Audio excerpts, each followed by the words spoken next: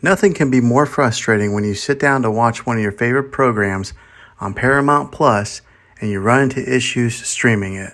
Well, in today's tech video, I'm going to show you how to fix Paramount Plus if it isn't working on your Philips Smart TV.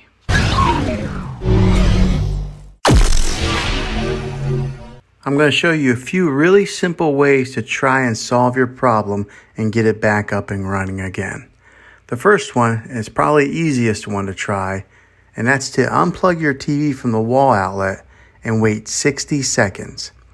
Now don't be impatient here, wait the whole 60 seconds and then plug it back in. This is very different from turning your TV on and off with your remote control. This is what we call a hard reset of your TV, so make sure you do this method. If that doesn't work, then find your router that is giving you Wi-Fi and unplug the power to that for 60 seconds. Then plug it back in. If that fixes it, great. If not, let's go ahead and move on to the next method. Try deleting your Paramount Plus app on your TV. Go to wherever the app store is located on your system and remove the app altogether.